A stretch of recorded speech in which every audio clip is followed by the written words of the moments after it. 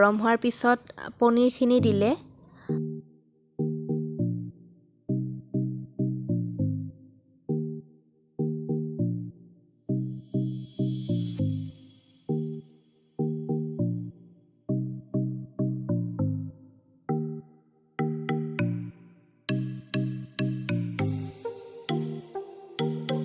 এতিয়া কাটি থৈ দিয়া আলুখিনি অকণমান তেলত ভাজি ল'ব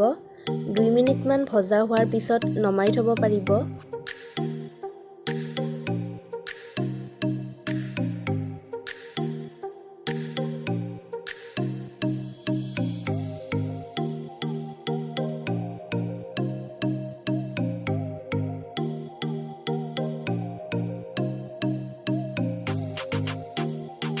আদা নহৰু জলকীয়াৰ পেষ্টখিনি তেলত অলপমান ফ্ৰাই কৰি ল'ব ইয়াত এটা কথা এনে সাধাৰণতে আমি যিকোনো আঞ্জাতে পিয়াজ আগতে দি লওঁ কিন্তু আজি বাইয়ে পিয়াজ নিদিয়াকৈ পনীৰৰ ৰেচিপিটো বনাব আচলতে পিয়াজ দিলেই যে ৰেচিপিটো ভাল হ'ব সেইটো কথা নহয় পিয়াজ নিদিয়াকৈও বহুত আইটেম বনালে ভাল হয় এতিয়া কাটি থৈ দিয়া বিলাহী ফুলকবি ফ্ৰাই কৰি থৈ দিয়া আলুখিনি তাত দি দিলে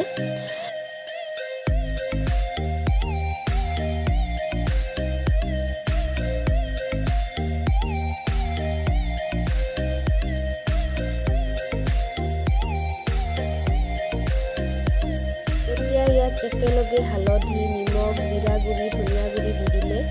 বাকি বেলেগ মছলা ইউজ কৰা নাই এতিয়া ইয়াতে ভজাৰ লগত কথা এইখিনি এতিয়া ভালদৰে ভাজি ল'ব লাগিব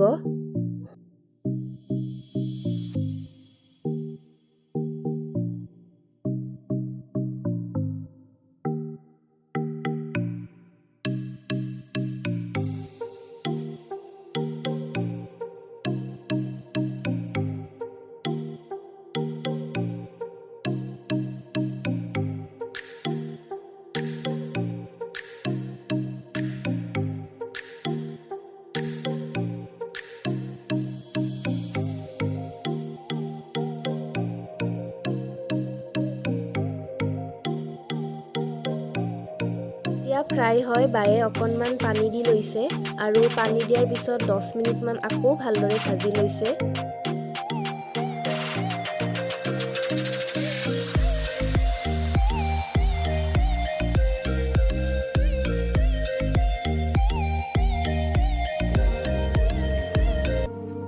এফালে কেৰাহী এখন উঠাই পাপৰ ভাজি লৈছে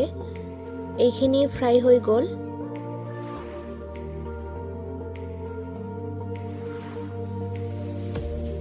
আঞ্জাখনত যিমান পানী লাগে দিব মানে গ্ৰেভি টাইপ বনালে কমকে পানী দিলেও হ'ব কিন্তু বেছি পানী নিদিব কাৰণ এইটো গ্ৰেভি টাইপ খায়ে ভাল লাগে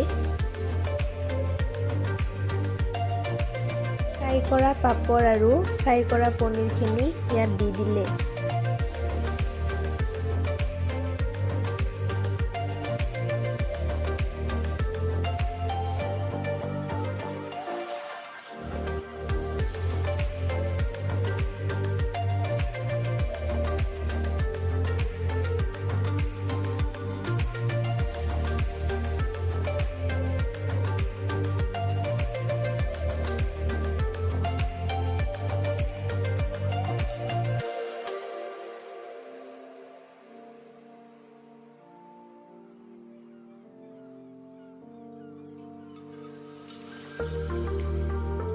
অকণমান গেছটো মিডিয়ামত দি ভালদৰে উতল খুৱাব